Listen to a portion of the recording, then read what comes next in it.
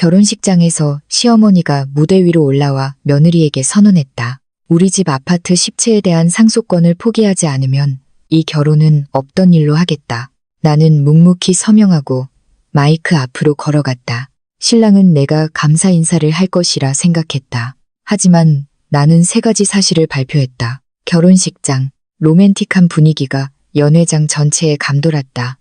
오색찬란한 조명이 반짝이고 부드러운 음악이 천천히 흘렀다. 모두가 이 행복한 순간에 잠겨 있을 때 시어머니가 우아한 걸음으로 무대 위로 올라왔다. 그녀의 손에는 두툼한 합의서가 들려 있었고 그 종이는 조명 아래에서 희미하게 빛났다. 그녀는 무대 중앙에 서서 가장 부드러운 미소를 띠고 있었지만 내뱉는 말은 유난히 날카로웠다. 얘야, 우리 못된 소리부터 먼저 하고 시작하자꾸나. 사람들의 시선이 일제히 쏠렸다.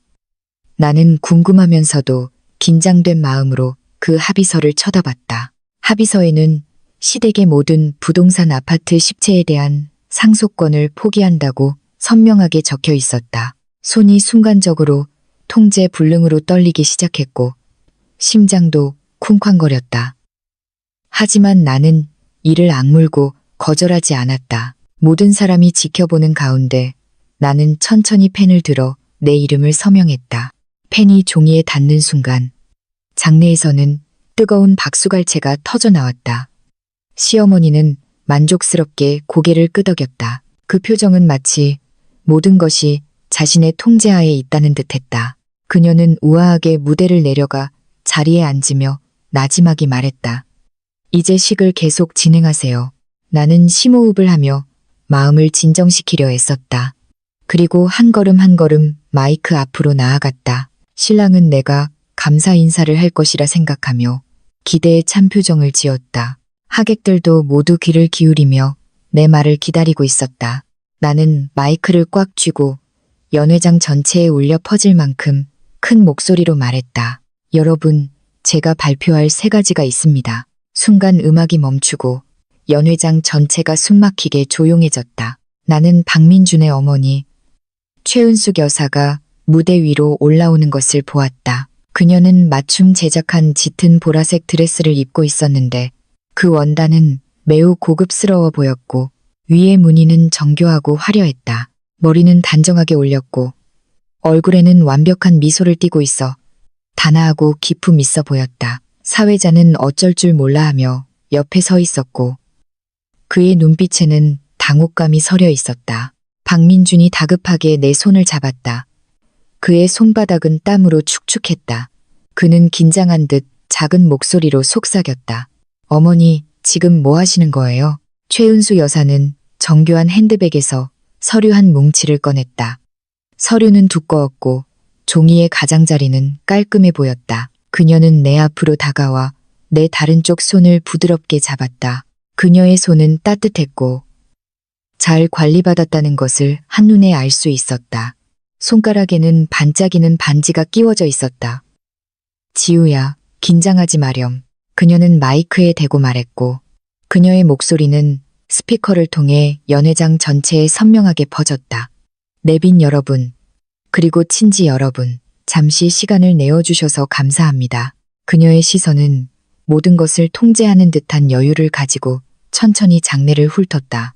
오늘은 제 아들 민준이와 며느리 지우의 결혼식 날입니다. 어머니로서 저는 누구보다도 그들의 행복을 바랍니다. 아래에서는 드문드문 박수 소리가 들렸고 몇몇 사람들은 여전히 수근거리며 작은 소리로 의논하고 있었다. 나는 부모님이 앉은 테이블을 보았는데 그들의 표정은 이미 굳어 있었다. 아버지의 미간은 굳게 찌푸려졌고 어머니의 입술도 굳게 다물어져 있었다. 하지만 행복한 결혼은 감정만으로 이루어지는 것이 아니라 솔직함도 필요합니다. 그녀는 손에 든 서류를 높이 들어 올렸다. 민준이는 우리 집 외아들입니다. 우리 집안은 형편이 괜찮은 편이라 서울의 아파트 10채를 가지고 있습니다. 아래에서는 억눌린 감탄사가 터져나왔고 누군가는 작은 소리로 와 하고 소리를 냈다. 나는 박민준을 쳐다보며 그가 설명을 해주길 바랐지만 그는 내 시선을 피하며 고개를 숙여 자신의 구두 끝만 바라보고 있었다. 저는 구시대적인 악덕 시어머니가 아닙니다. 저는 단지 두 아이의 감정이 좀 더 순수했으면 하는 바람입니다. 그래서 우리 집에서는 이 합의서를 준비했습니다. 그녀는 합의서를 내 앞에 내밀었다. 표지에는 혼전 재산 명세서라고 적혀 있었다. 지우야, 네가 이 서류에 서명하고 이 10채의 아파트에 대한 어떤 권리도 포기한다면 우리 박씨 집안은 즉시 너를 친딸처럼 대할 것이다. 그녀의 목소리는 봄바람처럼 부드럽게 내 귓가에 울렸다.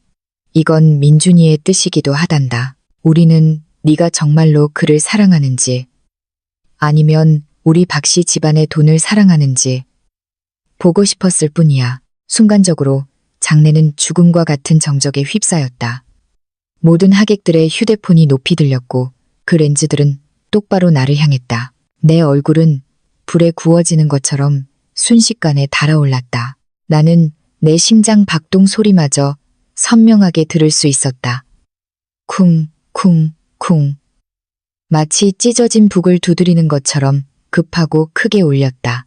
나는 무의식적으로 부모님을 쳐다봤다. 아버지의 주먹은 관절이 하얗게 될 정도로 꽉 쥐어져 있었고 어머니의 눈가는 붉어져 있었으며 눈에는 안타까움이 가득했다. 다시 박민준을 쳐다보았다. 그는 마침내 천천히 고개를 들어 나를 바라봤고 그의 눈빛에는 애원이 가득했다. 지우야, 서명해. 그는 떨리는 목소리로 작게 말했다. 그냥 형식일 뿐이야. 어머니 체면 좀 세워줘. 우리 앞으로 잘 살면 되잖아. 나는 조용히 그를 바라보았다. 문득 눈앞에 이 사람이 낯설게 느껴졌다. 우리는 3년 동안 연애했고 나는 그를 잘 안다고 생각했다. 그때 최은숙 여사가 내 손에 만년필을 쥐어주었다.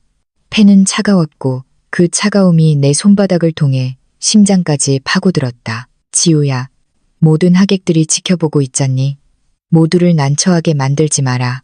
그녀의 얼굴에 떠오른 미소는 한치의 변함도 없이 여전히 상냥했지만 나는 그녀의 눈빛 속에 숨겨진 경멸과 희미한 만족감을 보았다. 그녀는 마치 곧 손에 넣을 전리품을 감상하는 것 같았다. 나는 심호흡을 했다. 가슴이 큰 돌에 짓눌린 것처럼 답답하고 아팠다. 나는 아무 말도 하지 않고 천천히 고개를 숙여 합의서를 펼쳤다. 안의 조항들은 내가 상상했던 것보다 훨씬 더 가혹했다. 혼전, 부동산뿐만 아니라 결혼 후 취득하는 어떤 부동산에 대해서도 나는 자동으로 소유권을 포기해야 했다. 이혼할 경우 나는 빈손으로 나가야 했다.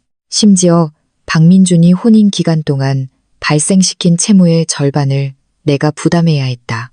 박씨 집안 친척들이 앉은 테이블에서는 누군가 참지 못하고 웃음을 터뜨렸다. 그 웃음소리는 바늘처럼 날카롭게 내 신경을 찔렀다. 나는 한 장 한 장 마지막 페이지까지 넘겼다.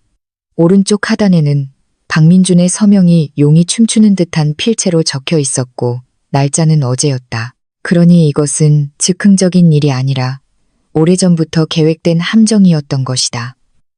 그리고 나는 도살될 양처럼 아무런 저항도 할 수 없었다. 나는 천천히 합의서를 덮었다. 누구도 쳐다보지 않았다. 최은숙 여사가 쥐어준 펜을 들었다. 펜촉이 종이 위에서 잠시 멈칫했다. 나는 박민준이 안도의 한숨을 내쉬는 소리를 들었다. 그는 내가 타협할 것이라고 생각했다. 모두가 내가 타협할 것이라고 생각했다. 박씨 집안은 아파트가 10채나 있었고 그들의 눈에 나는 평범한 가정 출신의 지방 여자일 뿐이었으니까 박민준과 결혼하는 것은 내가 분에 넘치는 호사를 누리는 것이었다. 나는 감사해야 하고 모든 굴욕을 참아야 했다. 나는 펜을 꽉 쥐고 글씨를 쓰기 시작했다. 강지우, 이것이 내 이름이다. 지금 나는 한 획 한 획 정성껏 쓰고 있었다. 아주 천천히. 모든 획에 온 힘을 다해 마음속의 불만과 분노를 이 펜촉에 쏟아붓는 것 같았다.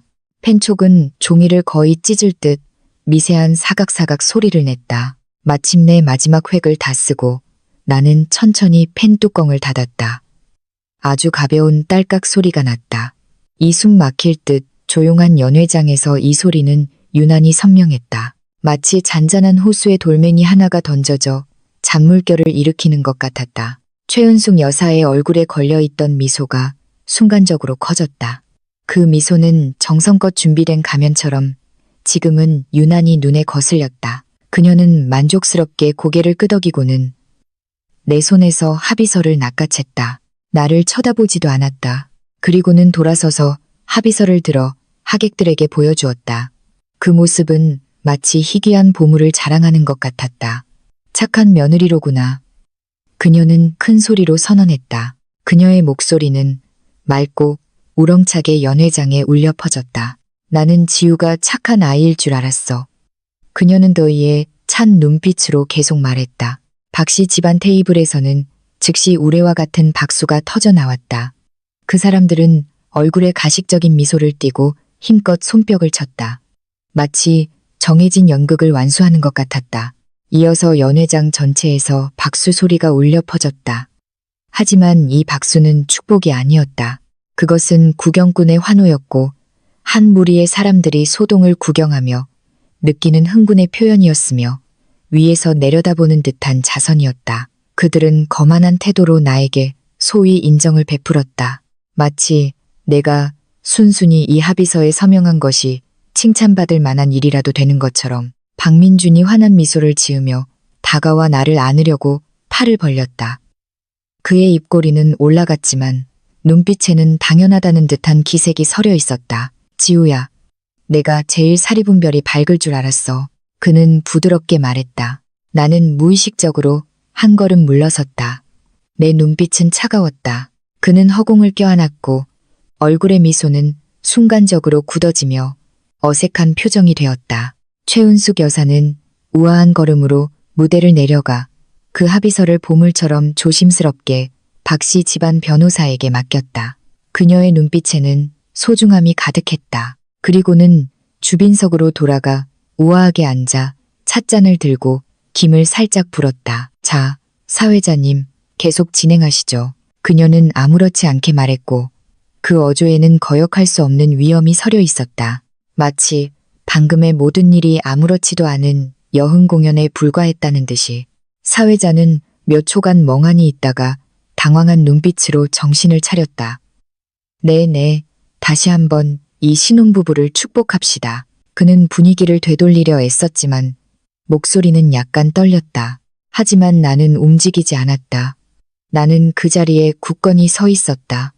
나는 박민준의 곁으로 돌아가지 않았다. 나는 돌아서서 다른 쪽에 있는 사회자 단상으로 향했다. 거기에는 또 다른 마이크가 있었고 마치 내가 마음속의 말을 쏟아내기를 기다리고 있는 것 같았다. 박민준이 재빨리 다가와 내 팔을 꽉 잡았다. 힘이 매우 강해서 손가락이 내 살 속으로 파고들었다.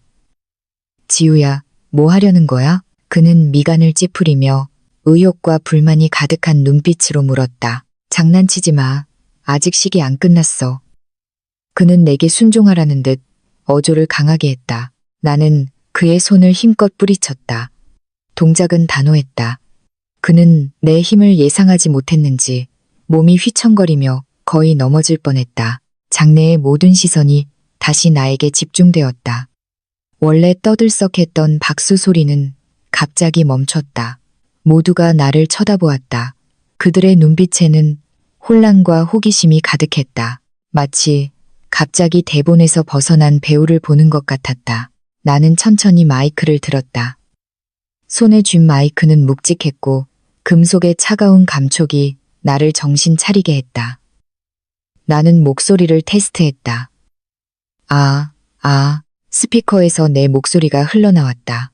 흔들림 없이 선명하고 안정적이었다. 마치 나의 굳건함을 선포하는 것 같았다. 박민준의 얼굴색이 변했다. 그의 얼굴은 새빨개졌고 눈빛에는 분노가 가득했다. 강지우, 도대체 뭘 하려는 거야? 마이크 내려놔. 그는 나에게 소리쳤고 목소리에는 당황함이 묻어 있었다. 주빈석에 앉아있던 최은숙 여사도 미간을 찌푸렸다. 그녀는 찻잔을 내려놓고 날카로운 눈빛으로 나를 쏘아보았다. 그 눈빛은 나를 꿰뚫어 볼 것 같았다. 나는 그들을 무시했다. 나는 아래를 휴대폰을 들고 흥분한 얼굴의 하객들을, 걱정스러운 얼굴의 부모님을 보았다. 그들의 눈빛에는 안타까움과 무력함이 가득했다. 나는 미소를 띠고 그들을 향해 가볍게 웃어 보였다. 그리고 천천히 마이크를 입가로 가져갔다. 내빈 여러분, 오늘 제 결혼식에 와주셔서 정말 감사합니다. 내 목소리는 크지 않았지만 그곳에 있는 모든 사람이 똑똑히 들을 수 있을 정도였다. 결혼식을 잠시 멈추고 싶습니다. 왜냐하면 제가 여기서 정중하게 발표할 3가지가 있기 때문입니다. 첫 번째, 나는 굳은 눈빛으로 박민준을 바라보았다. 그의 얼굴은 긴장으로 일그러져 있었고 미간은 굳게 찌푸려져 있었으며 이마에는 가는 땀방울이 맺혀 있었다. 저 강지우는 이 자리에서 정중하게 선언합니다. 저와 박민준 씨의 결혼식은 이 순간부터 공식적으로 취소되었습니다. 내 말이 끝나자마자 장례는 순식간에 죽음과 같은 정적에 휩싸였다. 공기마저 응고된 듯 자신의 심장박동 소리만 들릴 정도로 조용했다. 몇 초 후 사람들은 마치 솥이 터진 것처럼 웅성거리기 시작했다. 수많은 꿀벌이 귓가에서 윙윙거리는 것 같았다. 박민주는 분노에 찬 얼굴로 확 달려들어 내 마이크를 빼앗으려 했다. 그는 얼굴을 붉히며 소리쳤다. 강지우, 미쳤어? 도대체 무슨 헛소리야. 나는 민첩하게 몸을 피했다. 그때 연회장의 보안 요원들이 즉시 무대 위로 올라와 그와 나 사이를 막아섰다. 이것은 내가 미리 준비해둔 것이었다. 그가 감정을 통제하지 못하고 과격한 행동을 할까봐 대비한 것이었다. 그는 보안 요원들에게 막혀 허공에 팔을 휘두르며 나에게 소리 지를 뿐이었다. 최은숙 여사는 자리에서 벌떡 일어났다. 의자가 그녀의 움직임에 뒤로 밀려났다. 그녀의 얼굴에서 원래의 여유와 우아함은 순식간에 사라지고 대신 충격과 분노가 가득했다. 그녀는 날카로운 목소리로 소리쳤다. 강지우, 내가 감히 합의서에 서명까지 해놓고 이제 와서 후회하겠다는 거냐? 내가 말하는데 늦었어. 나는 입꼬리를 올리며 가볍게 웃었다. 최은숙 여사님, 뭔가 착각하고 계신 것 같군요. 제가 그 합의서에 서명한 것은 이 결혼식을 계속하기 위해서가 아니라 이 결혼식을 끝내기 위해서였습니다. 이제 2번째를 말씀드리겠습니다. 나는 잠시 말을 멈추고 무대 아래 박씨 집안 친척들의 놀란 얼굴들을 천천히 훑어보았다. 그들 중에는 입을 크게 벌린 사람도 있었고 눈을 크게 뜬 사람도 있었다. 이 결혼식을 위해 저는 정성껏 예단을 준비했습니다. 원래는 식 마지막에 박민준 씨에게 서프라이즈 선물로 주려고 했습니다. 최은숙 여사는 경멸적으로 비웃으며 팔짱을 꼈다. 예단? 네가 무슨 예단을 준비했겠어. 네 부모님 사는 그 낡고 작은 아파트라도. 그녀 주변의 친척들도 따라 웃기 시작했다. 어떤 사람은 허리를 숙이며 웃었고 어떤 사람은 손가락질까지 했다. 그들은 내가 허세를 부리고 있다고 확신했다. 나는 그녀의 조롱을 무시하고 매우 침착한 표정을 지었다. 나는 핸드백에서 작은 USB를 꺼내 자연스러운 동작으로 근처의 무대 조수에게 건넸다. 그리고 미소를 지으며 말했다. 죄송하지만 안에 있는 파일을 재생해 주시겠어요. 조수는 USB를 받아 재빨리 컴퓨터에 꽂았다. 몇 초 후 내 뒤에 거대한 LED 스크린이 밝아졌다. 화면에 나타난 것은 주식 양도 계약서 스캔본이었다. 제 명의로 보유한 한 스타트업 기술 회사의 초기 주식 15%입니다. 내 목소리는 마이크를 통해 연회장에 선명하게 울려 퍼졌다. 여러분, 이 회사가 지난달에 시리즈 B 투자를 유치한 사실을 아시나요? 나는 무대 위에서 선명한 목소리로 말했다. 현재 기업 가치는 350억 원에 달합니다. 화면의 숫자는 크고 선명했다. 그 영들은 마치 한 대 한 대의 따기처럼 느껴졌다. 나는 비웃으며 말을 이었다. 제 손에 있는 25%의 지분은 시장 가치로 계산하면 무려 50억 원에 달합니다. 원래 장내를 가득 채웠던 비웃음 소리가 순식간에 멈췄다. 모두가 눈을 크게 뜨고 스크린을 뚫어져라 쳐다보았다. 최은숙 여사는 그 자리에 앉아 얼굴이 순식간에 창백해졌다. 그녀의 입술은 떨렸지만 한마디도 내뱉지 못했다. 나는 계속해서 말했다. 이 주식 양도 계약서에는 박민준 씨의 이름이 서명되어 있습니다. 아래에서 누군가 작은 소리로 의논하기 시작했다. 이게 어떻게 된 일이지? 뭔가 숨겨진 사연이라도 있나? 나는 목소리를 높였다. 원래는 그에게 주는 결혼 선물이었습니다. 하지만 이제 이 선물과 이 결혼에 대한 모든 기대를 함께 무효로 선언합니다. 나는 박민준을 쳐다보았다. 그는 마치 벼락을 맞은 것처럼 그 자리에 멍하니 서 있었다. 그의 얼굴에서 핏기가 점점 사라졌다. 처음에는 믿을 수 없다는 듯한 충격. 이어서는 미간을 찌푸린 후회. 마지막으로는 모든 생기를 잃은 듯한 절망. 그는 마침내 자신이 잃은 것이 단지 순종적인 아내가 아니라는 것을 깨달았다. 그가 버린 것은 금광이었던 것이다. 자, 이제 세 번째를 말씀드리겠습니다. 내 시선은 마지막으로 그의 얼굴에 머물렀다. 그 눈빛은 한치의 온도도 없이 차가웠다. 나는 그를 똑바로 쳐다보며 말했다. 박민준 씨, 3년 전 당신이 사업에 실패하고 빚더미에 앉았을 때 누가 당신을 도왔죠? 바로 저였습니다. 제가 5억 원을 내서 당신이 지금의 회사를 설립할 수 있게 했습니다. 말이 끝나자마자 화면의 영상이 바뀌었다. 차용증이 나타났다. 흰 종이에 검은 글씨가 선명했고 차용일란에는 박민준, 금액은 5억 원이라고 적혀 있었다. 아래에는 그의 서명과 붉은 인감도장이 찍혀 있었다. 여러분, 보십시오. 나는 화면을 가리켰다. 상환일은 바로 오늘입니다. 그리고 이 차용증에는 공증사무소에 직인이 찍혀 있습니다. 약속에 따라 당신은 오늘 원금을 갚아야 하고 은행의 동기 대출 이율의 4배로 계산한 이자까지 합쳐 총 7억 원을 갚아야 합니다. 나는 잠시 말을 멈추고 다시 말했다.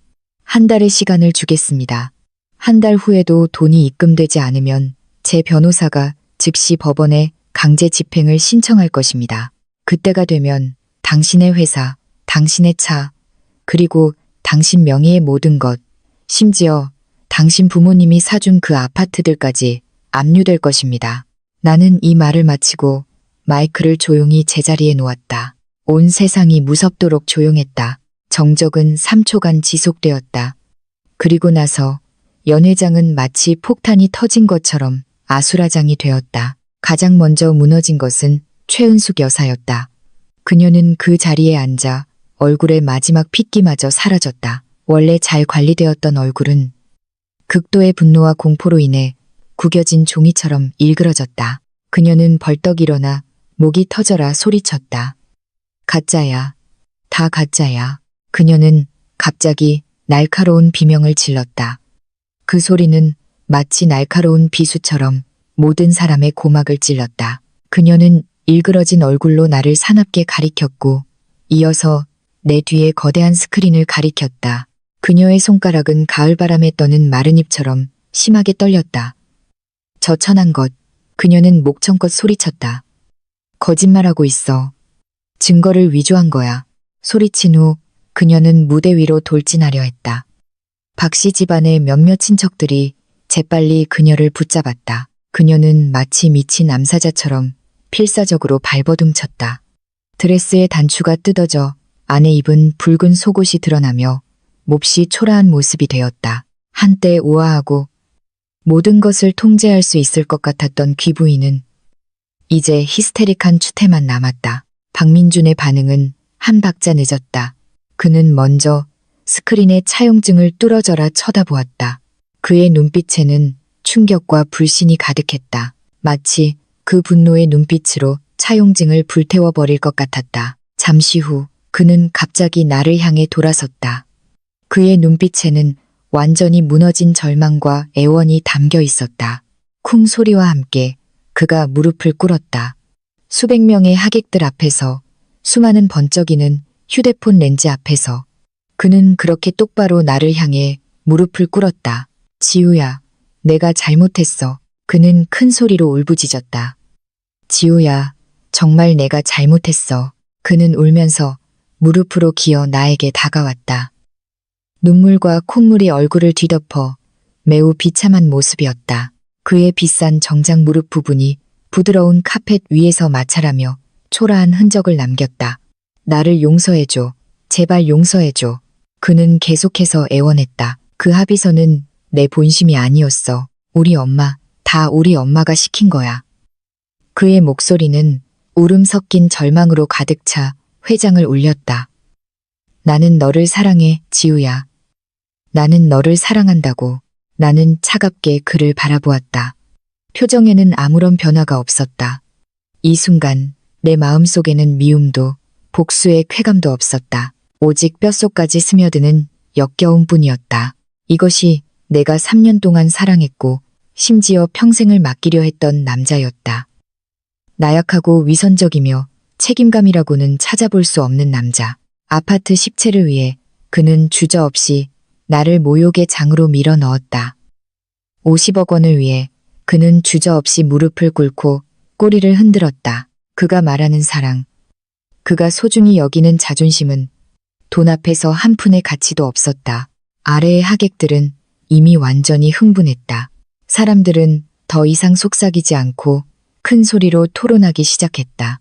모두가 어떤 세부 사항이라도 놓칠까봐 두려워했다. 맙소사, 대반전이야. 올해 최고의 막장 드라마네. 누군가 감탄했다. 저 남자 정말 쓰레기다. 남의 돈 5억 원을 쓰고 예단까지 뜯어내려 하고 빈손으로 내쫓으려고까지 했네. 다른 사람이 분개하며 말했다. 그 엄마는 더 심해. 만만한 상대인 줄 알았는데 강적을 만났네. 누군가 웃으며 놀렸다.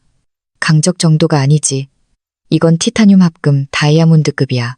이 여자 정말 멋있다. 또 다른 사람이 큰 소리로 칭찬했다. 휴대폰의 플래시가 내 눈앞에서 반짝이는 별 바다처럼 이어졌지만 나는 전혀 개의치 않고 평온한 눈빛을 유지했다. 그때 부모님이 내 곁으로 다가왔다. 아버지의 큰 그림자가 내 앞에 굳건히 섰다. 그의 건장한 몸은 마치 우뚝 솟은 산처럼 견고하고 믿음직스러웠다. 이 산과 같은 몸이 박민준의 추악한 모습을 완벽하게 가려주었다. 박민준의 얼굴에 떠오른 분노, 불만, 당황은 모두 이 산과 같은 장벽에 막혔다. 어머니가 내 손을 부드럽게 잡았다. 그녀의 손바닥은 따뜻했고 그 온기가 잡은 손을 통해 내 마음속으로 조금씩 전해졌다. 그녀는 힘을 주어 잡았는데 마치 그 힘을 통해 항상 내 곁에 있을 것이라고 말해주는 것 같았다.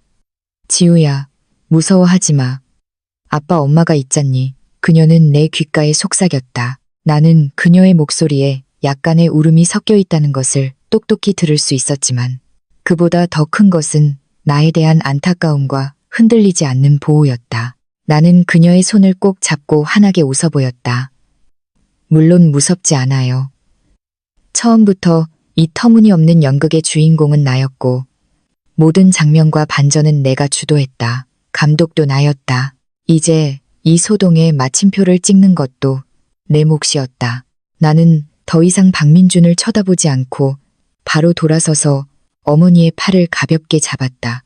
아빠, 엄마, 우리 집에 가요. 내 목소리는 파도 하나 없는 잔잔한 호수처럼 평온했다. 방금 일어난 모든 일이 사소한 해프닝에 불과했다는 듯이 박민준은 내가 떠나려는 것을 보고 순간적으로 미친 듯이 날뛰었다. 그는 눈을 크게 뜨고 분노로 얼굴 근육이 일그러졌다. 그는 소리 지르며 보안 요원들의 재질을 힘껏 뿌리치려 했다. 강지우, 가면 안 돼. 그의 목소리는 날카롭고 귀에 거슬렸다. 말을 분명히 해. 이렇게 그냥 가면 안 돼. 그는 목이 터져라 외쳤다. 보안 요원들은 내 지시를 받은 프로들이었다. 두 사람이 쇠집게처럼 그의 양팔을 단단히 붙잡아 그가 온 힘을 다해도 꼼짝할 수 없게 만들었다. 최은숙 여사의 울부짖음은 계속되었고 소리는 점점 더 커졌다. 그 소리는 날카로운 칼날처럼 연 회장의 조용한 공기를 갈랐다. 그리고 그녀의 울음소리에는 악독한 저주가 섞여 있었다. 이 재수 없는 것. 네가 내 아들을 망쳤어. 그녀는 일그러진 얼굴로 사납게 욕했다. 너랑 끝까지 가겠어. 그녀는 소리치며 내 쪽으로 달려들려 했다. 박씨 집안 친척들은 아수라장이 되었다. 어떤 사람은 최은숙 여사와 박민준을 붙잡고 진정시키려 애썼다. 이러지 마세요. 이게 무슨 꼴이에요. 한 친척이 큰 소리로 말렸다. 어떤 사람은 불만과 분노에 찬 얼굴로 나를 비난했다. 어떻게 이럴 수가 있어요? 너무하잖아요. 다른 친척이 화를 내며 말했다. 어떤 사람은 이미 이 난장판에 엮이고 싶지 않아 조용히 빠져나가려 했다. 빨리 가자. 괜히 엮이지 말고. 한 친척이 옆 사람에게 작은 소리로 말했다. 결혼식장은 완전히 거대한 소동의 장으로 변했다. 그리고 나는 아버지의 굳건한 보호와 어머니의 따뜻한 동행 속에서 선명한 붉은 카펫을 밟고 한 걸음 한 걸음 여유롭게 연회장 문을 향해 걸어갔다. 나는 뒤돌아보지 않았다. 등 뒤에서 수많은 시선이 느껴졌다. 그 시선들은 복잡했다. 내 뒷모습에서 비밀이라도 캐내려는 듯한 탐색의 눈빛, 내 불행을 기다리는 듯한 고소하다는 눈빛. 하지만 이 모든 것은 더 이상 나와 상관없었다. 서명한 그 합의서는 나의 치욕이 아니라 나의 선전포고였다. 나는 그것으로 있어거 문드러진 감정과 탐욕스럽고 이기적인 모자에게 선전포고를 날렸다. 이제 전쟁은 끝났다. 내가 이겼다. 문을 나서자. 오후의 햇살이 부드럽게 내 얼굴을 비췄다. 그 햇살은 따뜻한 모래처럼 부드러웠다. 나는 발에 신은 값비싼 하이힐을 벗었다. 신는 순간부터 발이 아팠던 신발이었다. 나는 그것을 옆 쓰레기통에 아무렇게나 던져버렸다. 그리고 맨발로 단단한 대리석 바닥을 밟았다. 바닥은 차가웠지만 이상하게도 마음이 가벼워졌다. 나는 아버지가 미리 준비해둔 차에 탔다. 차가 출발하여 천천히 그 호텔을 떠났다. 나는 호텔의 휘황찬란한 정문을 뒤돌아보지 않았지만 안의 광경은 상상할 수 있었다. 그곳은 시장보다 더 혼란스러운 잔치가 될 것이었다. 최은숙 여사는 아마 히스테리에서 완전한 붕괴 상태로 접어들었을 것이다. 그녀가 오랫동안 공들여 계획한 정교하게 짠 그물 같았던 모든 계획들, 그녀가 그토록 자랑스러워했던 소위 지혜, 그녀는 이 모든 것을 아들의 결혼과 미래를 통제하는 강력한 무기로 여겼다. 하지만 누가 알았겠는가. 순식간에 이 무기가 자신의 가슴을 찌르는 가장 날카로운 칼이 될 줄을. 이전에 그녀는 집에 아파트가 10채나 있다는 사실에 우월감이 하늘을 찔렀다. 걷는 것만으로도 위풍당당했고 사람을 보는 눈빛에는 거만함이 배어 있었다. 하지만 50억 원의 주식이 눈앞에 나타나자 그 10채의 아파트가 주는 우월감은 순식간에 천하의 웃음거리가 되었다. 그녀는 원래 며느리를 빈손으로 내쫓을 속셈이었고 온갖 수단을 동원하며 승리를 확신했다. 결과는 뜻대로 되지 않았을 뿐만 아니라 오히려 아들에게 7억 원이 넘는 거액의 빚을 지게 했다. 이 타격은 구름 위에서 진흙탕으로 곤두박질 치는 것과 같았다. 어떻게 이럴 수가. 불가능해. 그녀는 눈을 크게 뜨고 중얼거렸다. 나는 그녀가 의자에 힘없이 주저앉아 마른 우물처럼 공허한 눈빛을 하고 불가능해. 이건 불가능해라고 되뇌는 모습을 거의 볼 수 있었다. 그때 소식을 듣고 달려온 기자들이 파도처럼 밀려들었다. 수많은 마이크가 그녀의 입가로 향했다. 이번 사기 결혼 사건에 대해 어떻게 생각하십니까? 아드님의 거액의 빚은 어떻게 처리하실 계획입니까? 기자들이 앞다투어 질문했다. 그리고 박민준, 나의 전 약혼자. 그의 말로는 더 비참할 것이다. 자존심이 땅에 떨어지는 것은 시작에 불과했다. 그가 무릎 꿇고 애원하는 영상은 바이러스처럼 몇 시간 안에 도시 전체의 카카오톡 프로필과 유튜브 쇼츠로 퍼져나갔다. 봐, 저게 바로 그 기생충 같은 놈이야. 배신자, 현대판 춘향전의 이몽룡이 아니라 변학도 같네. 사람들은 댓글로 그를 맹비난했다. 친구들 사이에서 형, 동생 하던 사람들도 이제 그를 보는 눈빛이 달라졌다. 동창회에서는 더 이상 예전처럼 큰 소리 치지 못했고 동료들도 뒤에서 그를 손가락질했다. 그는 회사에서 고개를 들 수 없게 되었다. 더 치명적인 것은 7억 원의 빚이었다. 그 차용증은 공증을 받아 법적 강제 집행력을 갖추고 있었다. 그가 창업한 회사는 내가 자금을 지원했고 회사의 일일 현금 흐름, 모든 자산 상황을 나는 손바닥 보듯 훤히 알고 있었다. 나는 그가 그 돈을 갚을 능력이 없다는 것을 잘 알았다. 그의 유일한 희망은 부모님의 아파트 식채뿐이었다. 아빠, 엄마, 제발 저 좀 살려주세요. 아파트 팔아서 이 돈 갚게 해주세요. 박민주는 애절하게 애원했다. 하지만 그의 부모님이 자신들의 탐욕 때문에 파놓은 이 거대한 구멍을 메우기 위해 순순히 집을 팔아줄까? 설령 그들이 원한다 해도 박씨 집안 친척들은 오늘까지만 해도 그들 집안이 성견지명이 있고 계산이 빠르다고 추켜 세우던 그 친척들은 잘난 척하더니 일이 터지니까 알아서 해결하려고 이 돈은 반드시 갚아야지. 우리가 손해볼 순 없잖아. 친척들은 순식간에 빚 독촉하는 채권자로 변할 것이다. 나는 그 세계를 너무나 잘 알았다. 모두가 잘 나갈 때 꽃을 더하는 것을 좋아하고 당신이 잘 나갈 때 주변을 맴돌며 온갖 좋은 말을 다 한다. 하지만 더 잘하는 것은 어려울 때 돌아서는 것이다. 일단 당신에게 문제가 생기면 그들은 누구보다 빨리 도망가고 상처에 소금을 뿌릴 것이다. 예상컨대 박씨 집안 내에서는 전례 없는 대전쟁이 벌어질 것이다. 다 네가 나약해서 이 지경이 된 거야.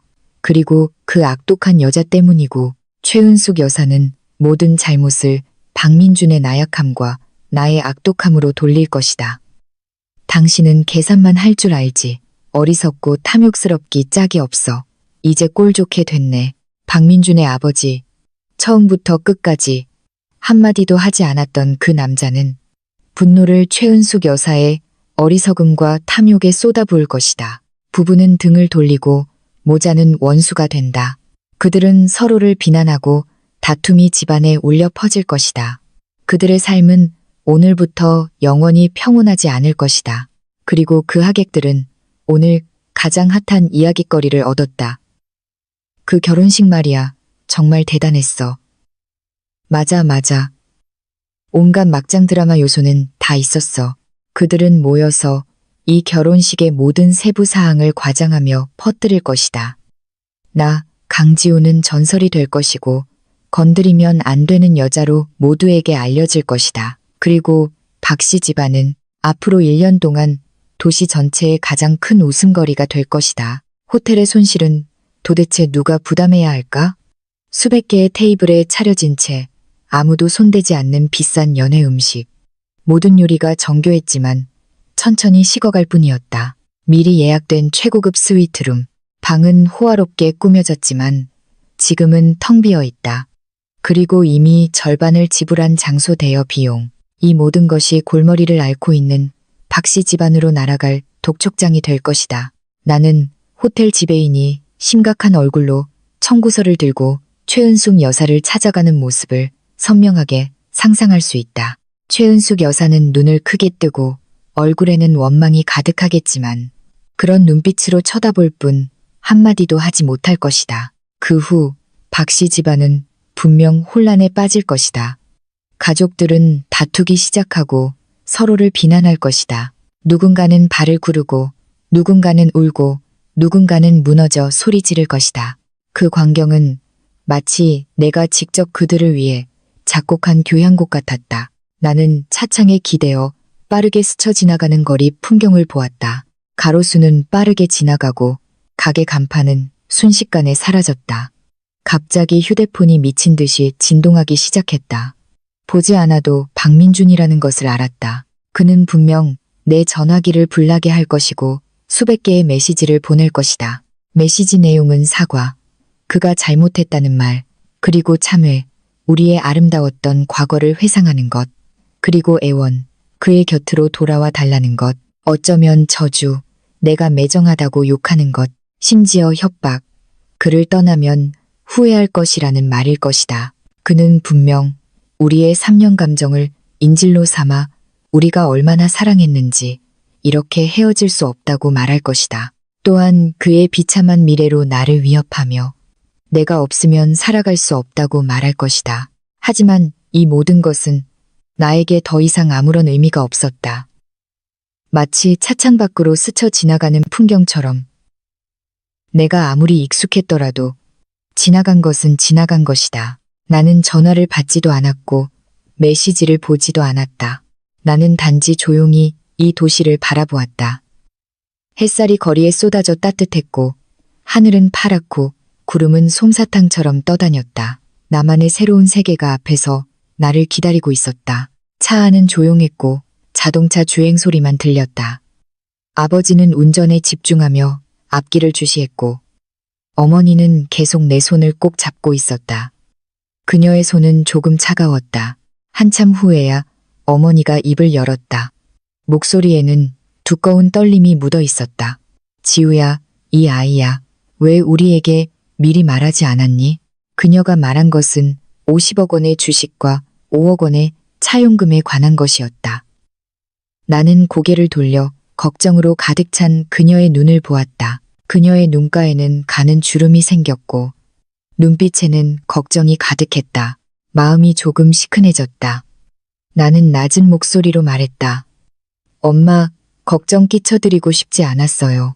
그리고 저는 항상 이것들이 단지 보장 수단일 뿐 쓸 일이 없을 거라고 생각했어요. 박민준이 명품을 좋아하고 친구들 앞에서 과시하는 걸 좋아해서 조금 허영심이 있긴 하지만 본성은 나쁘지 않고 지나친 행동은 하지 않을 거라고 생각했어요. 우리 감정이 그의 어머니의 그 천박한 계략을 이겨낼 수 있을 거라고 생각했어요. 내가 그에게 잘해주고 아침을 챙겨주고 그의 일을 걱정해주면 그도 나에게 잘해주고 내가 아플 때 돌봐줄 거라고 생각했어요. 지금 보니 제가 완전히 틀렸네요. 아버지가 백미러로 나를 쳐다보았다. 그의 눈빛에는 염려가 가득했다. 그는 침착한 어조로 말했다. 네가 잘한 거야. 어떤 사람들은 아프게 때려줘야 자기가 누군지 알게 돼. 단지 앞으로 어떤 결정을 내릴 때 너는 혼자가 아니라는 걸 기억해. 우리에게는 우리가 있잖니. 그는 평소에 이런 따뜻한 말을 잘하지 않았지만 이 한마디 한마디가 무거운 망치처럼 내 마음에 강하게 와닿았다. 그렇다. 나는 혼자가 아니었다. 나는 결코 혼자가 아니었다. 내가 아무리 높이, 아무리 멀리 날아가더라도 집은 영원히 나의 마지막 안식처이자 가장 굳건한 버팀목이었다. 알았어요, 아빠. 나는 힘껏 고개를 끄덕였다. 그때 어머니가 다가와 내 헝클어진 머리카락을 정리해주며 가볍게 한숨을 쉬었다. 그 박민준이라는 놈, 정말 눈이 멀었지. 우리 지우처럼 좋은 애를 그녀는 뒷말을 잇지 못했지만 눈 속의 분노와 안도는 유난히 선명했다. 그녀는 박민준의 배신에 분노했고 내가 제때 손절한 것에 안도했다. 나는 휴대폰을 꺼내 화면을 보았다. 이미 수백 통의 부재중 전화와 수십 개의 카카오톡 메시지가 와 있었다. 이 모든 부재중 전화와 메시지는 모두 박민준에게서 온 것이었다.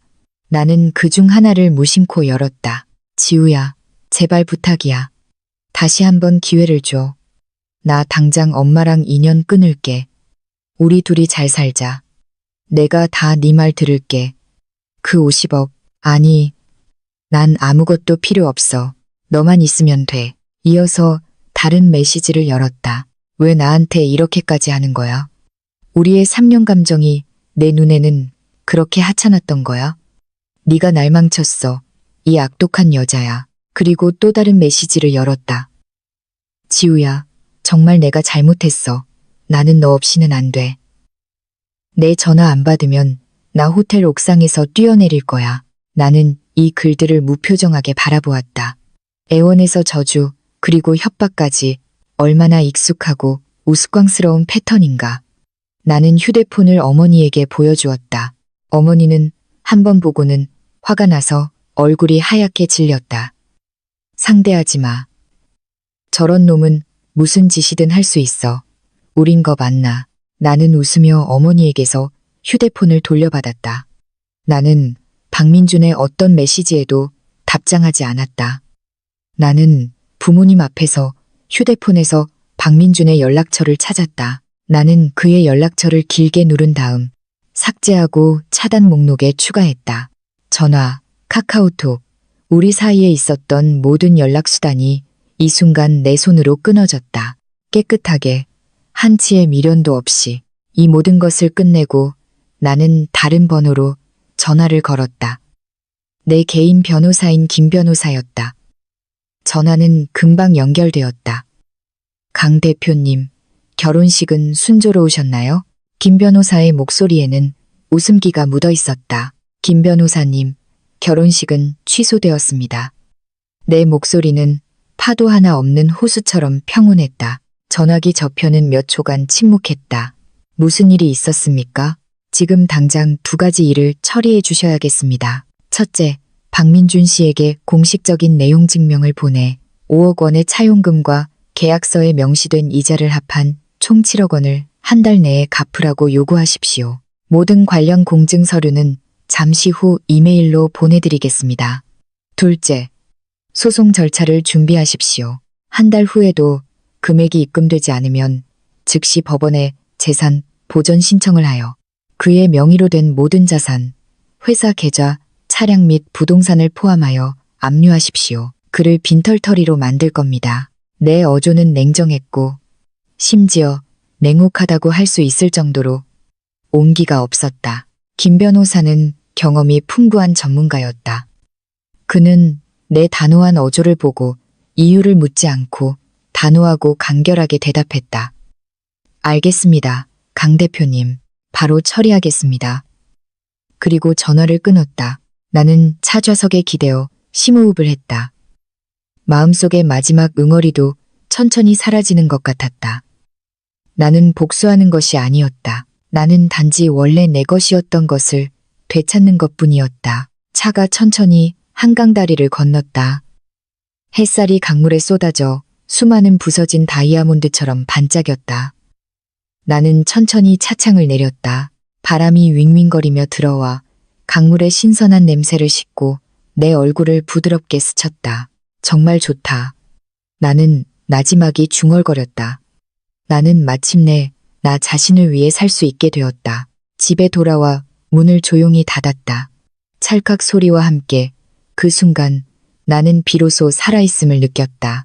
바깥 세상의 소란, 혼란, 악의가 모두 이 문 하나에 의해 차단되었다. 집은 여전히 내가 익숙한 모습이었다. 바닥은 사람의 그림자가 비칠 정도로 깨끗했고 가구는 가지런히 정돈되어 생활의 향기가 가득했다. 어머니가 소리를 듣고 부엌에서 재빨리 나왔다. 손에는 아직 행주가 들려 있었다. 그녀는 나를 보고 눈이 빛나며 서둘러 내 낡은 슬리퍼를 찾아주고 따뜻한 물 한 잔을 내 손에 쥐어주었다. 우선 물 한 잔 마시고 진정해. 어머니는 부드럽게 말했다. 밥은 곧 될 거야. 내가 제일 좋아하는 갈비탕 끓여놨어. 그녀의 목소리는 부드럽고 조심스러웠다. 마치 내가 건드리면 깨질 도자기인 것처럼. 아버지는 방에서 나와 묵묵히 내 여행 가방을 현관에 가져다 놓고 소파에 앉아 텔레비전을 켰지만 소리는 아주 작게 조절했다. 그는 때때로 곁눈질로 나를 몰래 살폈고 눈빛에는 염려가 가득했다. 나는 물컵을 들고 손바닥에서 전해오는 온기를 느꼈다.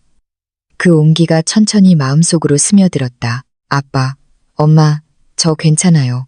나는 내가 생각했던 것보다 평온한 목소리로 말했다. 억지로 괜찮은 척하는 것이 아니라 정말 괜찮았다. 그 역겨운 환경에서 벗어나자 내 뇌와 몸은 빠르게 정상으로 돌아오고 있었다. 그 소동 같았던 결혼식은 지금 생각해보면 터무니없는 영화 같았고 나는 단지 일찍 퇴장한 관객일 뿐이었다. 어머니는 눈가를 붉히며 힘껏 고개를 끄덕였다. 괜찮으면 됐어. 괜찮으면 됐지. 그 집안. 앞으로 우리랑은 아무 상관없어. 아버지도 굳은 얼굴로 침착하게 입을 열었다. 그들이 다시 너를 괴롭히면 내가 가만두지 않을 거야. 나는 그들을 보며 마음이 따뜻해졌다. 갑자기 웃음이 나왔다. 그 5억 원의 차용금, 그 50억 원 가치의 주식. 나는 그들에게 한 번도 말한 적이 없었다. 그들을 믿지 않아서가 아니라 내 결혼이 이렇게 복잡한 돈 계산에 얽혀 있다고 생각하게 하고 싶지 않아서였다. 나는 그들이 내가 사랑과 결혼하는 모습을 보길 바랐다. 하지만 현실은 내게 따귀를 날렸다. 다행히도 그 따귀는 나를 완전히 깨어나게 했다. 그때 내 휴대폰이 윙윙거리며 울렸다. 모르는 번호였다. 받으니 상대방에게서 흥분되고 억눌린 여자아이의 목소리가 들려왔다. 강지우 맞지? 나 내 대학 동기 김수진이야. 오늘 나도 결혼식장에 있었어. 좀 멀리 앉았지만. 세상에. 너 오늘 정말 멋졌어. 나는 잠시 멍하니 있다가 그 이름을 떠올렸다. 오늘 정말 통쾌했어. 그 영상. 지금 우리 동기들 단톡방에서 난리 났어. 김수진의 목소리는 기관총처럼 따발따발 흥분해서 말했다. 모두가 너를 복수의 여신이라고 해. 그 박민준이랑 그 엄마는 쌤통이야. 내가 나올 때 보니까 그 엄마 기절해서 구급차까지 왔더라. 그 집 친척들이랑 호텔 사람들이 피로연 비용 때문에 싸우는 거 정말 개판이었어. 김수진은 현장의 후속 상황을 나에게 몽땅 털어놓았다. 지우야, 정말 잘했어. 그런 쓰레기 같은 놈이랑 악덕 시어머니는 봐주면 안 돼. 우리 친구들 모두 널 응원해. 전화를 끊고 내 마음에는 큰 파동이 없었다. 이 모든 것은 사실 내 예상 범위 안에 있었다. 최은숙 여사가 기절하고 박씨 집안이 아수라장이 된 것. 이것은 그들이 자신의 탐욕과 어리석음에 대해 치르는 첫 번째 대가일 뿐이었다. 한편 박씨 집안의 호화로운 대형 아파트는 이미 난장판이 되어 있었다. 값비싼 청자 화병이 바닥에 세게 던져져 산산조각이 나 사방으로 튀었다. 최은숙 여사는 머리를 풀어헤치고 소파에 힘없이 주저앉아 있었다. 그녀는 방금 병원에서 돌아왔고 얼굴에는 핏기 하나 없었으며 눈빛은 천장을 멍하니 응시하고 있었다. 마치 영혼을 잃은 사람 같았다. 박민준의 아버지 박상우는 평소 말이 없는 남자였지만 지금은 분노에 찬 얼굴로 거실을 서성이고 있었다. 그의 얼굴은 쇳덩이처럼 파랗게 질려 있었다. 멍청한 것, 일은 저질러 놓고 수습도 못하는 멍청한 것. 그는 마침내 폭발하여 최은숙 여사의 코를 가리키며 욕설을 퍼부었다. 내가 예전부터 말했잖아. 강지우 그 아이는 간단한 애가 아니라고.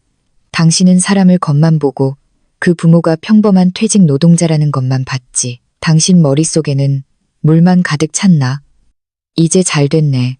아파트 십채도 못 지키고 온갖 망신은 다 당하고 50억 원. 그게 50만 원인 줄 알아? 그리고 7억 원의 빚. 나보고 뭘로 갚으라는 거야? 집 팔아서. 우리 박씨 집안 체면. 당신 같은 망할 여편네 때문에 다 구겼어. 최은숙 여사는 욕을 듣고 몸을 움찔하며 정신을 차렸다. 그녀는 벌떡 일어나 꼬리를 밟힌 고양이처럼 날카롭게 소리쳤다. 나를 탓해요. 박상훈 씨, 당신이 나를 탓할 자격이 있어요? 처음에 내가 이 계획을 제안했을 때 당신도 고개 끄덕이며 동의했잖아요. 이제 일이 터지니까 모든 책임을 나한테 떠넘기는 거예요? 당신 아들이 무능해서 사람 마음 하나 못 잡은 탓이지. 일이 이 지경까지 온 게 내 탓이에요. 박민주는 구석에 나무 조각처럼 멍하니 앉아 있었다. 이 말을 듣고 그는 확 고개를 들었다.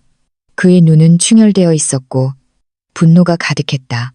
엄마, 아직도 이게 내 잘못이라고 생각해요? 엄마가 결혼식에서 그 난리를 치지만 않았어도 우리가 이렇게 됐을까요? 엄마 때문이야. 엄마가 내 모든 걸 망쳤어. 가족은 순식간에 미친 듯이 서로를 물어뜯었다. 그때 초인종이 울렸다. 가정부가 겁에 질린 작은 새처럼 문을 열러갔다. 택배 기사 복장을 한 젊은 남자가 서류 한 뭉치를 건넸다. 박민준 씨의 택배입니다.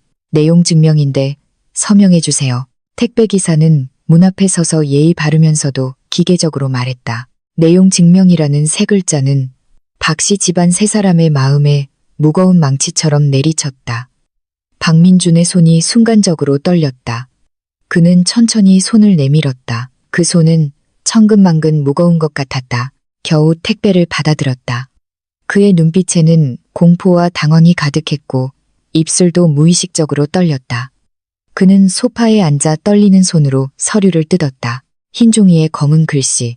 문구는 빈틈없이 엄격했다. 모든 문장이 차가운 칼날처럼 그의 마음을 베었다. 차용금, 원금 5억 원, 이자 2억 원, 합계 7억 원, 한 달 내에 갚지 않을 시 소송 절차를 개시하고 법원에 강제 집행을 신청할 것임. 박민주는 강제 집행이라는 네 글자를 보고 눈앞이 캄캄해지고 머릿속이 윙울렸다. 더 이상 몸을 지탱할 수 없어 소파에 주저앉았다. 그의 얼굴은 순식간에 창백해졌고 이마에는 땀이 송골송골 맺혔다.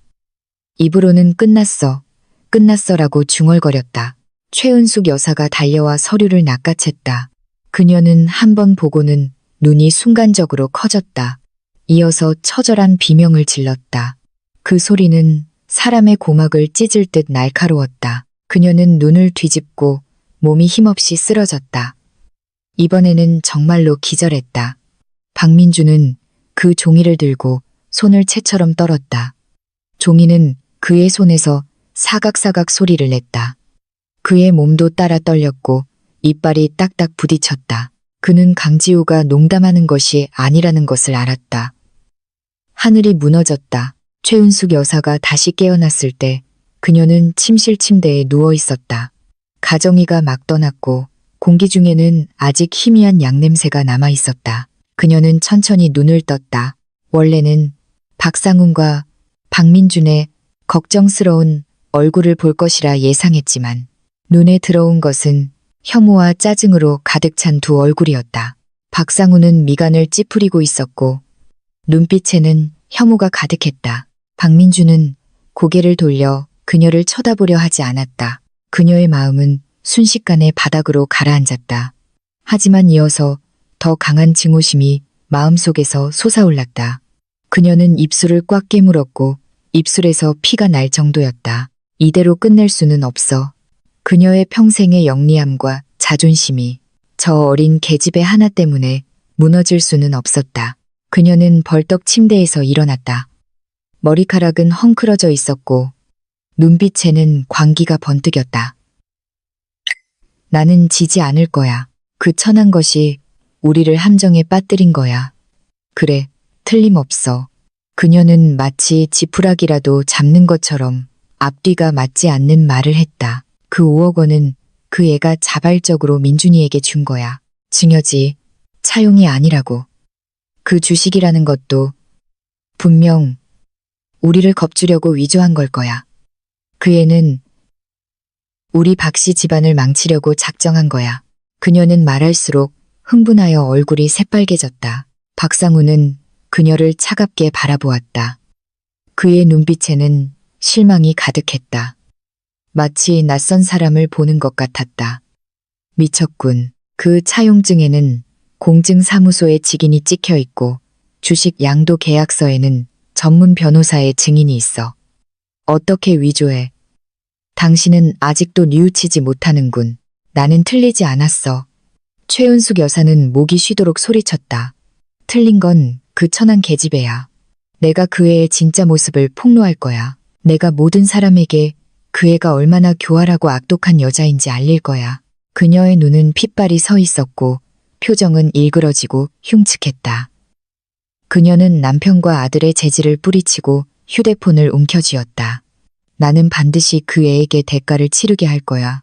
그녀는 재빨리 연락처를 뒤져 사회 이슈 폭로를 전문으로 하는 한 유튜버의 번호를 찾아냈다. 여보세요. 오네보 유튜버님이시죠? 제가 제보할 큰 뉴스가 있습니다. 그녀는 전화기에 대고 다급하게 말했다. 30분 후 정교하게 편집되고 연출된 영상이 인터넷에 올라왔다. 영상 속 최은숙 여사는 초췌한 얼굴에 헝클어진 머리, 얼굴에는 아직 마르지 않은 눈물 자국이 있었다. 그녀는 카메라를 향해 눈물로 호소했다. 저는요, 정말 아들을 지키고 싶은 평범한 엄마일 뿐이에요. 최은숙 여사는 눈물 콧물을 흘리며 울부짖었다. 그 여자애는 처음부터 제 아들에게 접근할 때부터 불순한 의도를 가지고 있었어요. 계획적이었다고요. 일부러 평범한 가정인 척해서 우리 신뢰를 얻으려 했어요. 결혼식에서 일은 분명 우리가 잘못했지만 우리도 단지 그 애를 시험해보고 싶었을 뿐이에요. 누가 알았겠어요. 그 애가 그 자리에서 바로 돌변해서 위조된 증거로 우리를 협박할 줄을. 이제는 우리를 고소하겠다니. 이건 우리 가족을 죽음으로 몰아넣는 거나 다름없어요. 그녀는 자신을 아들을 끔찍이 사랑하지만 악독한 며느리에게 당한 비운의 어머니로 포장했다. 그 말솜씨는 간절했고 눈물도 즉각적으로 흘러나왔다. 이 영상은 진실을 모르는 일부 플랫폼에서 빠르게 퍼져나갔다. 순식간에 여론에는 다른 목소리가 나타나기 시작했다.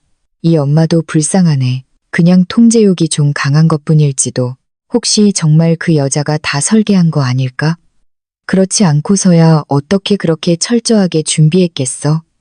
재벌집은 물이 깊다더니 양쪽 다 좋은 사람은 아닌 것 같네. 수많은 악의적인 댓글과 추측이 파도처럼 내 소셜미디어로 몰려들었다.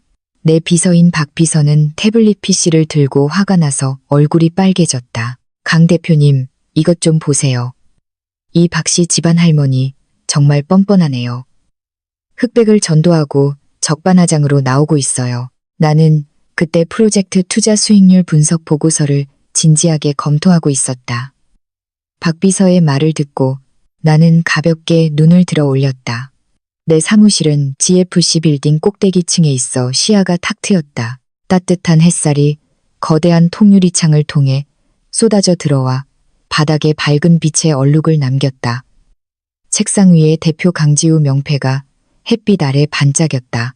나는 박 비서에게서 태블릿을 받아 영상과 아래 댓글들을 빠르게 훑어보았다. 영상 속 최은숙 여사의 연기는 여우주연 상감이었지만 아쉽게도 그녀는 상대를 잘못 골랐고 방법도 틀렸다. 절대적인 실력과 확실한 증거 앞에서 그녀의 이런 감정 선동 연기는 광대의 우스꽝스러운 연극에 불과했다. 스스로 무덤을 파는군. 나는 태블릿을 박 비서에게 돌려주며 매우 평온한 어조로 말했다. 김 변호사에게 두 번째 내용 증명을 준비하라고 하세요. 개인 명의와 회사 명의로 동시에 최은숙 여사를 명예훼손과 허위사실 유포로 고소하라고요. 공개 사과와 함께 명예훼손 손해배상금 2억 원을 요구하세요. 김 변호사에게 이 소송은 전국적으로 알려지게 만들 거라고 전해주세요. 박 비서는 멍하니 눈을 크게 떴다. 네? 대표님. 그렇게 되면 우리도 여론의 중심에 서게 되잖아요. 나는 살짝 미소를 지으며 일어나 통유리창 앞으로 천천히 걸어갔다. 나는 발 아래의 이 번화한 도시를 내려다보며 말했다. 그녀가 물을 흐리려 한다면 나는 이 물을 완전히 맑게 만들겠어. 그녀가 여론전을 하려 한다면 나는 법의 힘이 얼마나 무서운지 보여주겠어. 마침 우리 회사 다음 제품이 곧 출시되니 무료 전국 홍보라고 생각하지 뭐. 나는 모든 사람 앞에 서서 굳건하고 위압적인 눈빛으로 한자 한자 힘주어 말했다. 나는 모든 사람에게 보여줄 거야. 거짓말과 여론으로 규칙과 사실에 도전하려는 자들의 말로가 얼마나 비참한지를. 박 비서는 의아한 표정으로 나를 보며 조심스럽게 물었다. 대표님, 그분과 싸우시려는 건가요? 나는 가볍게 고개를 저으며 진지하게 말했다. 싸우는 게 아니야. 나는 그녀와 그녀 같은 모든 사람들에게 공개 수업을 해주는 거야. 박 비서는 고개를 갸웃하며 궁금해했다. 무슨 공개 수업이요, 대표님? 나는 깊은 눈빛으로 천천히 입을 열었다. 대가가 무엇인지에 대한 공개 수업. 박 비서는 듣고는 눈에 순간적으로 숭배의 빛이 반짝였다. 그는 힘껏 고개를 끄덕이며 큰 소리로 말했다. 알겠습니다, 대표님. 바로 처리하겠습니다. 의욕 넘치는 비서의 뒷모습을 보며 나는 돌아서서 책상 앞으로 갔다. 나는 손을 뻗어 커피를 들어 가볍게 한 모금 마셨다. 진한 커피 향이 입안에 퍼졌다. 나는 창밖을 바라보았다. 창밖 하늘은 구름 한 점 없이 맑았고 흰 구름이 유유히 떠다녔다. 나는 입꼬리를 살짝 올렸다. 게임은 이제 막 시작됐을 뿐이야. 그 후 며칠 동안 인터넷의 여론은 내가 예상한 대로 극적으로 역전되었다. 김 변호사의 행동은 놀라울 정도로 빨랐다. 첫 번째, 내용 증명 스캔본이 공개되었다. 사람들은 컴퓨터 앞에 모여 그 내용을 자세히 보았다. 공증사무소의 직인과 법무법인의 인감은 매우 선명했고 햇빛 아래 엄숙한 기운을 뿜어냈다. 이어서 최은숙 여사를 명예훼손으로 고소하는 두 번째 내용 증명이 박씨 집안과 그 유튜버의 회사로 직접 송달되었다. 2억 원의 명예훼손 손해배상금은 거대한 돌멩이가 물에 던져진 것처럼 큰 파장을 일으켰다. 그 유튜버는 뜨거운 솥 위에 개미처럼 안절부절 못했다. 그는 즉시 영상을 삭제하고 사과문을 발표했다. 그는 성명서에서 다급한 어조로 말했다. 제가 최은숙 씨에게 속았습니다. 조사에 적극 협조하겠습니다. 여론은 완전히 뒤집혔다. 이전에 최은숙 여사를 동정하던 네티즌들은 이제 자신들이 바보 취급을 당했다고 느꼈다. 그럴 줄 알았어. 공증받은 차용증이 어떻게 증여일 수 있겠어. 7억 원 떼어먹으려고 명예훼손까지 하다니. 이 집안은 정말 썩었네. 강 대표님을 지지합니다. 저런 채무 불이행자와 허위사실 유포자에게 대가를 치르게 해야 합니다. 박씨 집안은 길거리의 쥐처럼 모두에게 미움을 받게 되었다. 나는 더 이상 인터넷상에 이런 소란에 신경 쓰지 않았다. 나는 회사 신제품 출시 준비에 전념했다. 사무실에서 동료들과 기획안을 논의하고 제품 자료를 검토했다. 나에게 박씨 집안의 일은 이미 끝난 페이지였다. 나머지는 법에 맡기면 될 일이었다. 그날 퇴근 후 나는 평소처럼 혼자 지하 주차장으로 향했다. 주차장은 불빛이 어두웠고 희미한 휘발유 냄새가 감돌았다. 나는 침착한 걸음으로 걸었다. 내 주차 공간 옆에 막 도착했을 때 옆 기둥 뒤에서 검은 그림자가 갑자기 튀어나와 내 앞을 막았다. 진한 술 냄새와 며칠 동안 씻지 않은 시큼한 냄새가 코를 찔러 거의 질식할 뻔했다. 자세히 보니 박민준이었다. 며칠 못 본 사이에 그는 완전히 다른 사람이 되어 있었다. 덥수룩한 수염이 턱을 뒤덮었고 머리카락은 기름져 이마에 달라붙어 있었다. 한때 입었던 명품 정장은 구겨진 채 몸에 걸쳐 있었고 옷자락에는 얼룩이 묻어 있었다. 그의 눈은 핏발이 서 있었고 눈빛에는 광기가 서려 있었다. 그는 나를 뚫어져라 쳐다보았다. 지우야. 그가 입을 열었을 때 목소리는 끔찍하게 쉬어 있었다. 나는 무의식적으로 한 걸음 물러섰고 손에 든 차 키의 뾰족한 끝을 그에게 향했다. 나는 차갑게 말했다. 박민준 씨, 우리 이제 아무 사이도 아니에요. 아무 사이도 아니라고. 그의 얼굴에 처참한 미소가 떠올랐다. 내가 내 모든 걸 망쳐놓고 이제 와서 아무 사이도 아니라고. 우리 엄마 너 때문에 병원에 입원했어. 아버지는 이혼하자고 하고 집안은 완전히 박살났어. 회사 주주들은 투자금을 빼고 고객들은 계약을 해지하고 있어. 은행에서는 대출금 갚으라고 독촉하고 모든 사람들이 나를 벌레 보듯 쳐다봐. 나 이제 아무것도 없어. 만족해? 강지우, 너 정말 만족하냐고. 그는 점점 더 흥분하며 나에게 한 걸음 다가왔다. 나는 피하지 않고 그를 차갑게 바라보았다. 이 모든 건 내가 만든 게 아니야. 당신과 당신 어머니의 탐욕이 만든 거지. 당신들이 결혼식에서 나를 모욕했을 때 오늘 같은 날이 올 거라는 걸 생각했어야지. 내가 탐욕스럽다고. 그는 마치 천하의 웃기는 소리를 들은 것처럼 눈을 동그랗게 떴다. 내가 교활하지 않다고 말할 수 있어? 너는 처음부터 모든 걸 계획했잖아. 내가 웃음거리가 되는 걸 기다렸던 거잖아. 이 뱀 같은 여자야. 그는 갑자기 손을 뻗어 내 팔을 꽉 잡았다. 그의 힘은 엄청났다. 돈 내놔. 아니, 그 50억 원짜리 주식을 나한테 줘. 그것만 주면 내가 널 용서해 줄게. 우리 예전처럼 다시 시작할 수 있어. 그는 이미 완전히 이성을 잃고 소리쳤다. 나는 그를 보며 문득 비참한 생각이 들었다. 이 지경에 이르러서도 그가 생각하는 것은 여전히 그 50억 원이었다. 내가 호신술로 그를 뿌리치려던 순간 멀리서 침착하고 힘있는 목소리가 들려왔다. 선생님, 지금 당장 강 대표님을 놓아주시는 게 좋을 것 같습니다. 소리가 나는 쪽을 보니 키가 큰 남자가 천천히 우리 쪽으로 걸어오고 있었다. 그는 몸에 잘 맞는 짙은 회색의 수제 정장을 입고 있었고 그 걸음걸이는 여유롭고 힘이 넘쳤으며 그 기세는 감히 쳐다볼 수 없을 정도였다. 어두운 주차장 불빛 아래 그의 얼굴 윤곽은 뚜렷하고 잘생겼다. 그의 눈빛은 깊고 날카로웠다. 나는 그를 알아보았다. 한태준, 우리 회사 시리즈 B투자의 최대 투자자이자 벤처 투자 업계에서 전설적인 인물. 우리는 계약식에서 한 번 만났을 뿐이었다. 박민준도 상대방에게서 풍겨오는 압박감을 느낀 듯했지만 그는 이미 이성을 잃었다. 그는 나를 놓아주기는커녕 더 꽉 잡았다. 당신 뭐야? 상관하지 마. 한태준의 걸음은 멈추지 않았다. 그는 우리 앞에 다가와 섰다. 그는 박민준보다 머리 하나는 더 컸다.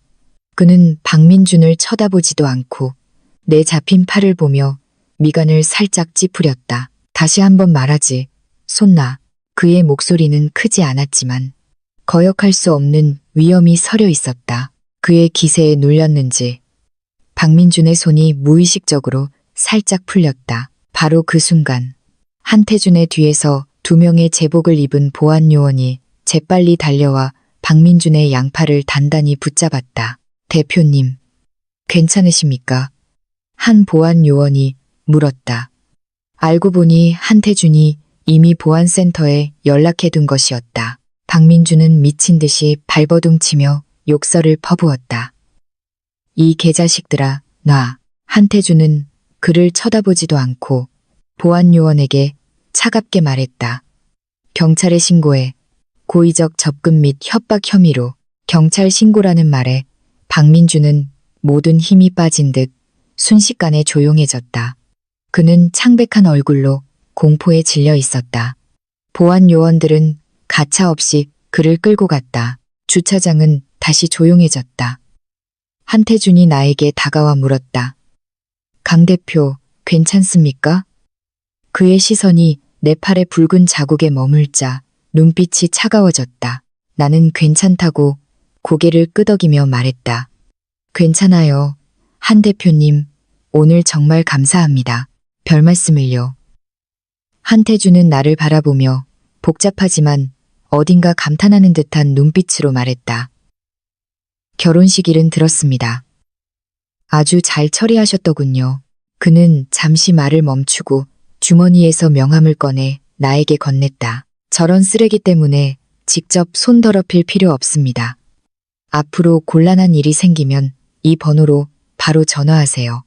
나는 명함을 받았다. 위에는 이름과 전화번호만 적혀 있었다. 시간이 늦었으니 제가 모셔다 드리겠습니다. 그의 제안은 자연스럽고 진심이 담겨 있어 거절할 수 없었다. 나는 그를 보고 저 멀리 개처럼 끌려가는 박민준을 보았다.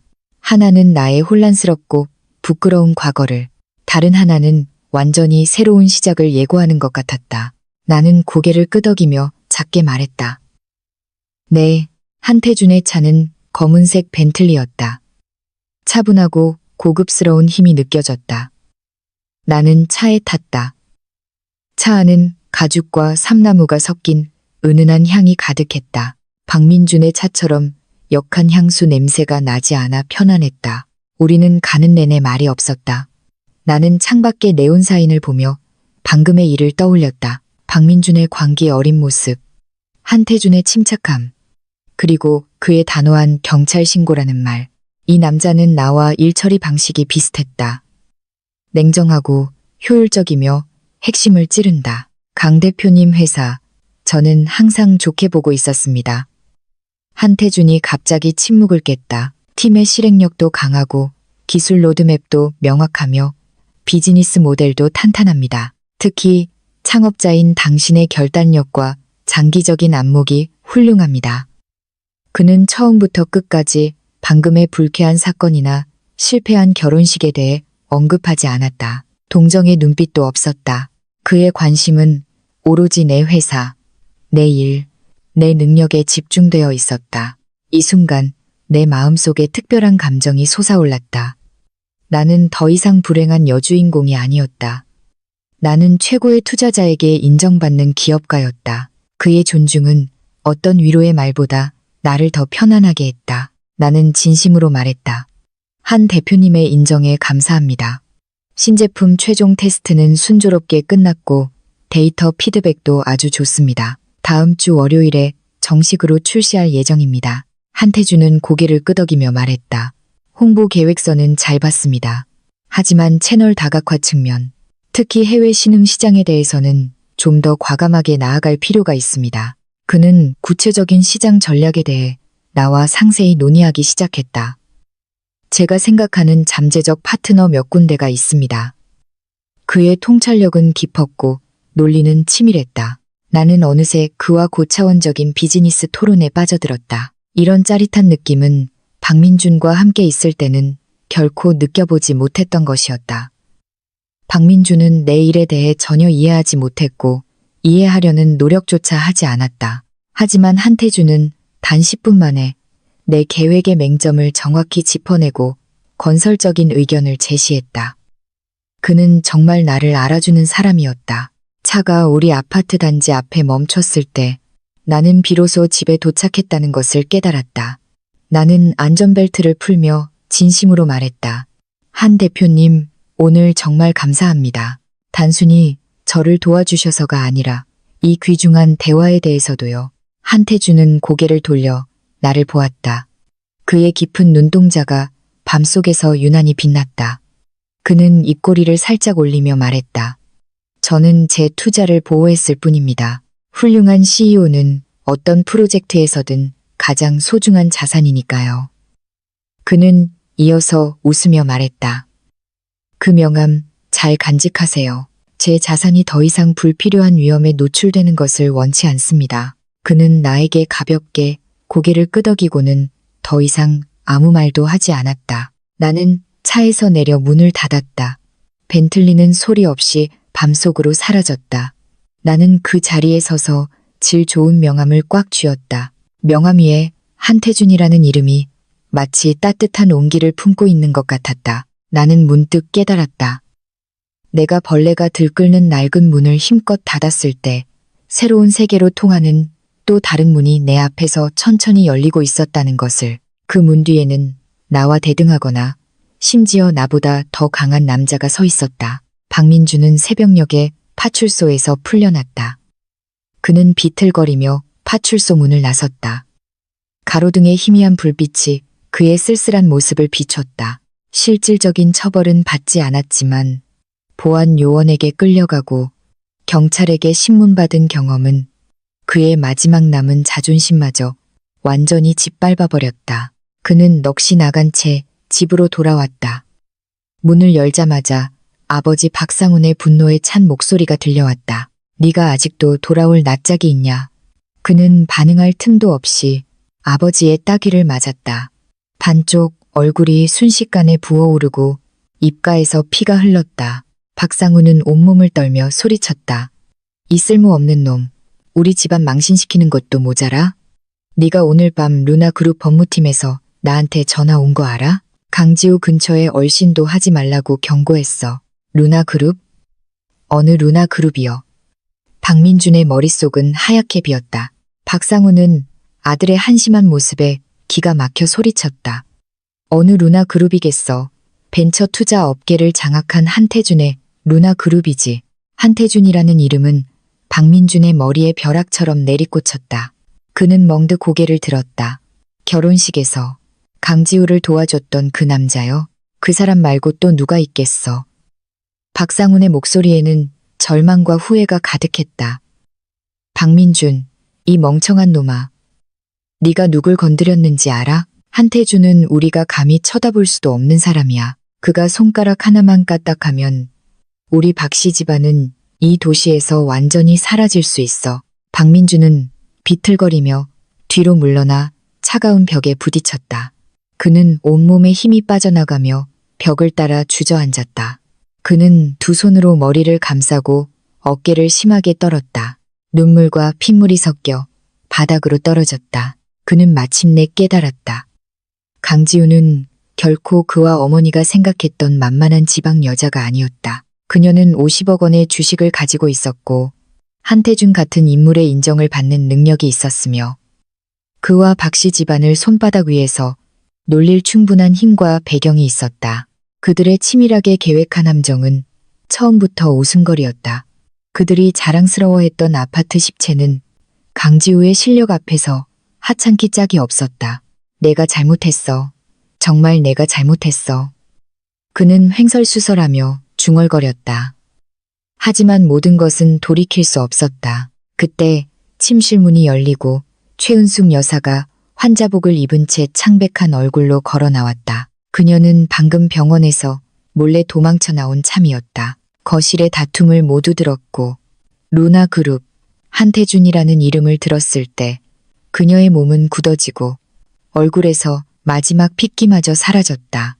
그녀는 자신이 이 집안의 지배자라고 모든 것을 계산할 수 있다고 생각했지만 결국 자신과 집안 전체를 계산에 넣어버린 셈이었다. 지우 씨.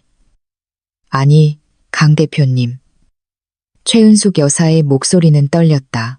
그녀는 거실 중앙으로 걸어와 웅크린 아들과 절망에 빠진 남편을 보고는 갑자기 무릎을 꿇었다. 제가 잘못했어요. 다 제 잘못이에요. 제가 귀신에 씌었나 봐요. 제가 탐욕스러웠어요. 제가 이 집을, 민준이를 망쳤어요.